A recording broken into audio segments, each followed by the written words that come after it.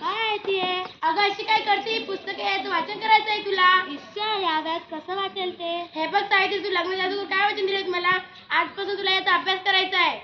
अहो पण लोक काय म्हणतील? किती बदनामी होईल आपली. लोक आपल्यावर थुतू करतील. आपल्या बाया घरातल्या कामातच बऱ्या वाटतात, असं बाहेर जाऊन नाही. राहतो तुमची पुस्तकं बाजूला, मला खूप कामं आहेत ती.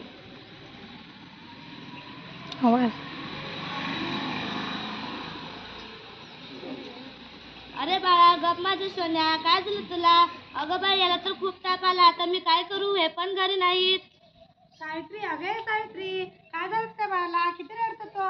अगं पारू, बघ ना याला, रात्रीपासून खूप रडतय. काय झालं काय माहित? अगं सावित्री, याचा अंक किती शांत आपल्या. अगं हो, आता मी काय करू? अगं सावित्री, याला तर भूतबाधा झाला, भूतबाधा. काय भूतबाधा? माझ्या लेकराला भूतांनी झपाटलंय. आता मी काय करू? होय सावित्री, असं झालं. याच्या पापण्या बघ किती लाल झाल्या. अगं आता मी काय करू? हे पण घरी नाहीत. अगं तुझं पोरकीच तापलंय. आपल्या आता काय वेळ म्हणून घालू. आपल्या गावाच्या बाहेर एक तांत्रिक बाबा आलाय, तू त्याच्याकडे जा. वाटलं तर मी तुझ्या सोबत येते. होय होय, चाल लवकर, माझा लेकरू खूप तापलंय.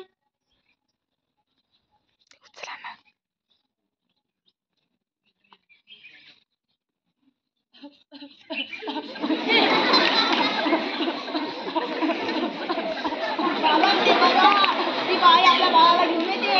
म्हणजे ती आज खूप कमाई होणार. बाबा, बाबा, माझ्या बाळाला बघा ना काय झालंय. त्याचा इतवासारखं तापलाय. आता मी काय करू? तुझ्या बाळाला भूतबाधा झाली आहे. भूतबाधा. कसली भूतबाधा बाबा? बाई, म्हणजे तुझ्या बाळाला विहिरीतल्या भूताने झापटलंय.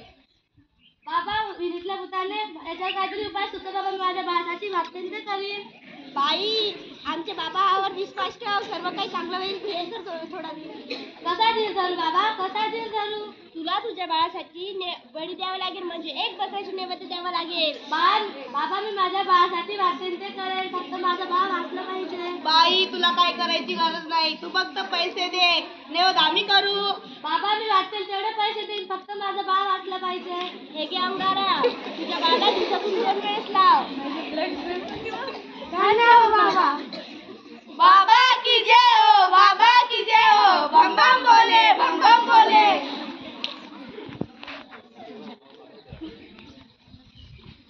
अगं बाई, त्याचा अजून ताप कसा कमी झाला नाही? काल बाबाकडे नेला तर तरी अजून ताप कसा कमी झाला नाही? हे पण घरी नाहीत.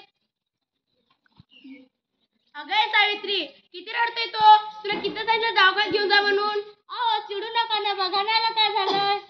तुला किती सांगितलंय की घरात प्रसूती करू नको म्हणून? अशा वेळी एका आईचं आणि एका बाळाला दवाखान्याचं किती महत्वाचं माहितीये का तुला? अहो, पण माणसाच्या हातून प्रसूती करणं लाज वाटते. त्यावेळेस दवाखान्यात महिला डॉक्टर कोणीच होते. आता कशी करणार मी प्रसूती? अगे, याचं अंग तर इस्तवासारखं तापलंय. कशी तू गाफलेली असते का तू? अहो, काहीतरी करा ना. दादा, लवकर जाऊन वैद्याने बोलवा. हे काय करतेस तू? मी त्याला देवाचा अंगा लावते. हे बघ सावित्री, ही सर्व अंधश्रद्धा आहे. अहो, तुम्ही थोडा तरी विश्वास ठेवा. त्याचा कपाळ अगदी थंड पडलाय. आता बघा ना जरा. उठ ना बाळा, उठ ना. आई बोलवते. पिलू उठ ना. काय झालं? अहो बघा ना याला. अहो.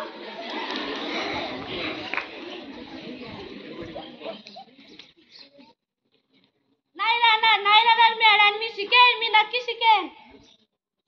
शाबास सावित्री, मला तुझ्याकडून हीच अपेक्षा होती.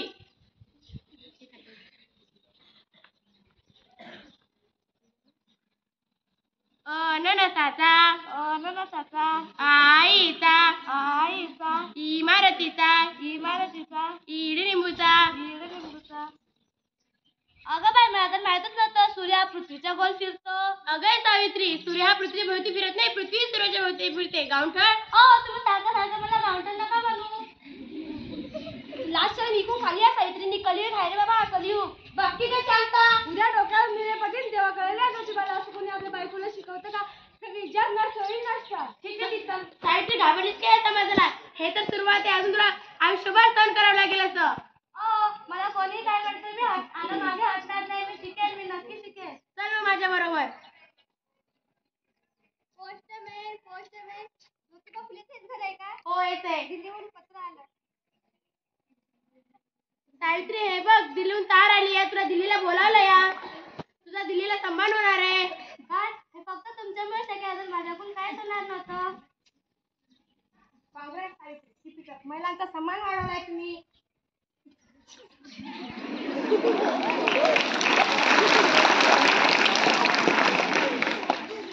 आज माझ्याकडे डॉक्टरकीची पदवी आहे.